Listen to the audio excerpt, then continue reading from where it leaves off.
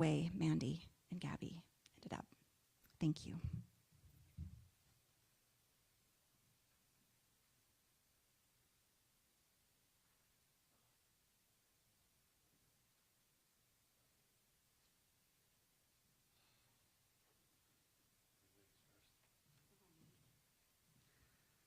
Sorry, this makes me so nervous.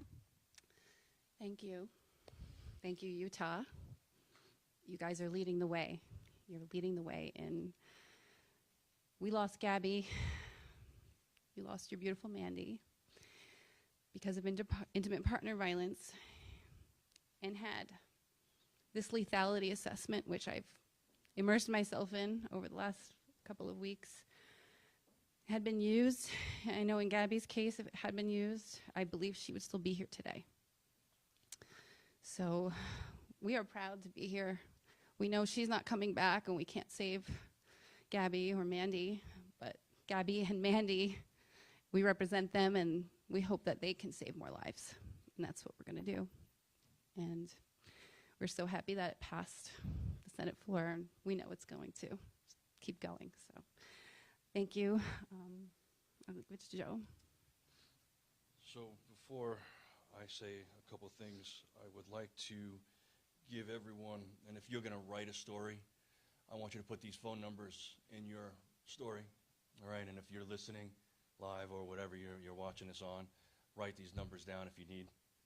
The first is Utah has their own domestic violence line that you can call, and that number is 1-800-897-5465 or 1-800-897-LINK.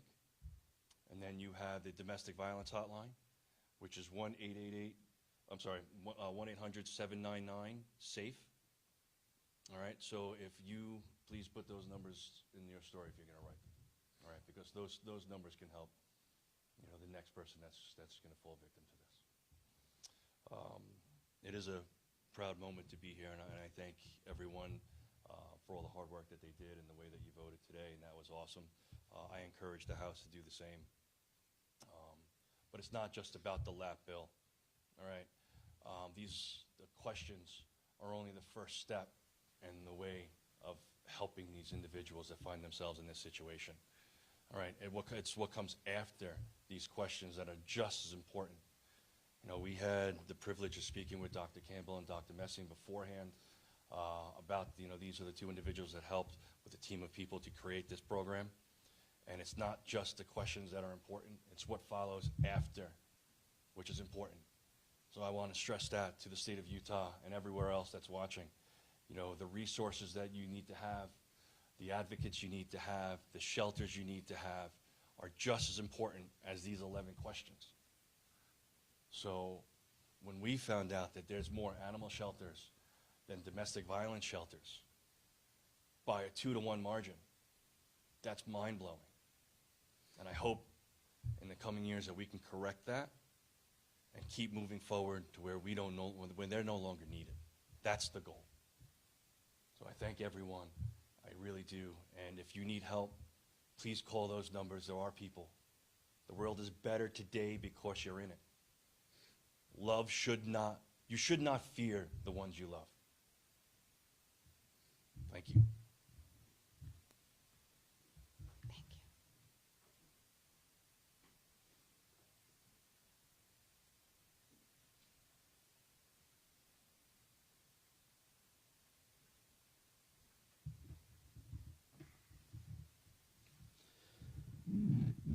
So grateful again for all of you to be here, grateful for the media coverage. I love everything that Joe just said, and I think I wasn't aware, Joe, that we had twice as many animal shelters as women's shelters. That's embarrassing. We have to do better. Not to have less animal shelters, but we need more women's shelters, obviously. I can't thank the Lieutenant Governor and her family enough.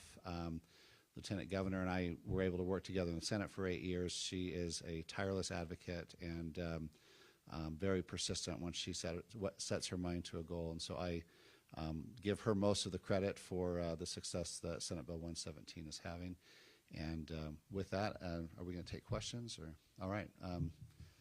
So Any questions? We can have, do you want to come up here? Listen. Okay, all right. Any questions?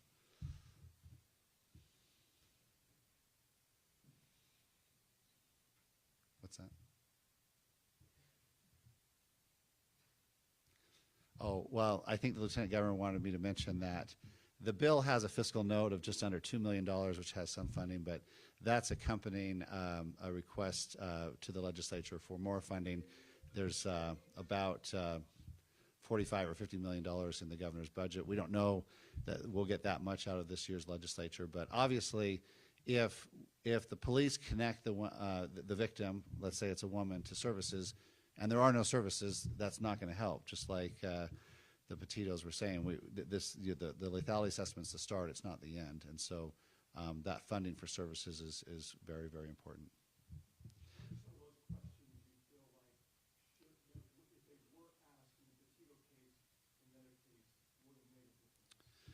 Well, I think I don't. I mean, I never knew Gabby. I didn't know her murderer either.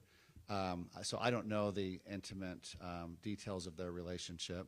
I don't know if she had been choked before in anger. I don't know exactly how she would have answered those questions, and had those questions be asked, I don't know what the police officers that intervened with her, what they would have done. It's hard to know after the fact. Let me just say this.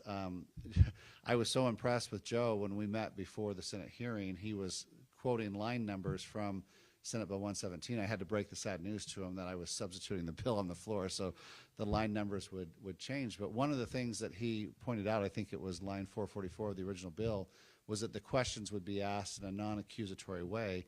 If you watch the video interviews with Gabby, Petito, and Moab, which I have done, the officer was kind of warning her, the way that you answer these questions are going to determine what's going to happen next. Because if you watch those videos, they were more interested in potentially arresting Gabby for slapping Brian than they were in maybe investigating whether there was a bigger picture there. And I'm not here to point fingers at the Moab police. I think we can all use better training about domestic violence and what the signs are.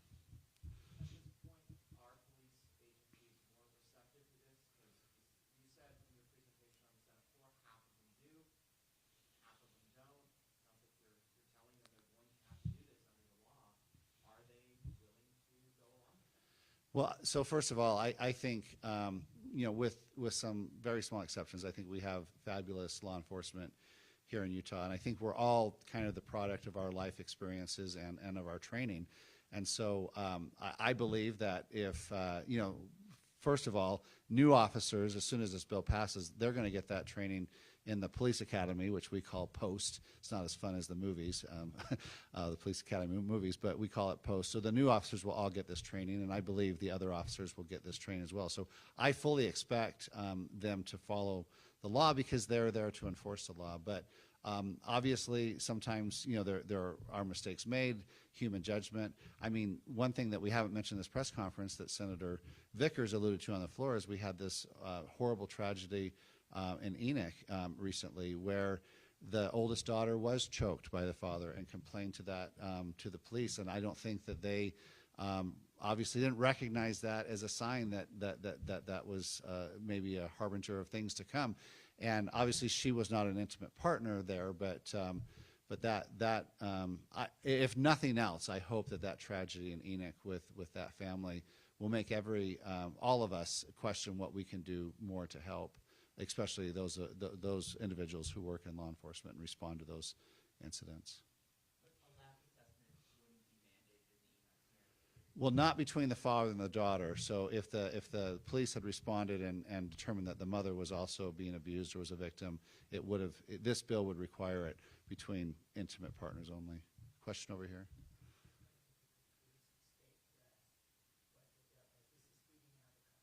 Okay. Yes.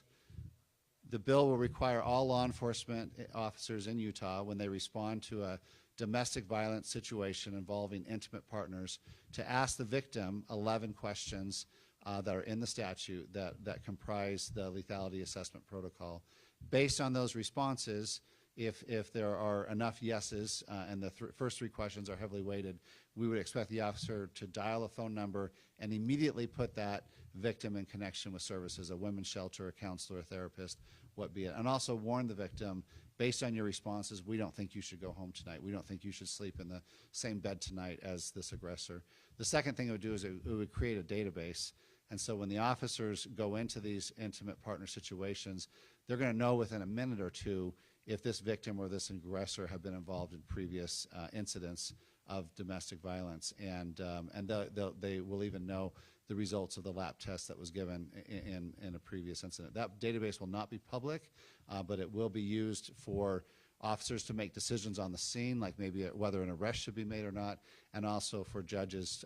They won't have the exact responses, but they can get the scores and to determine if bail should be set, how much bail, or if someone should be held. So that's what the bill does. It also provides some funding for services. Any other questions? Well, thank you for your time and your interest. Thank you very much.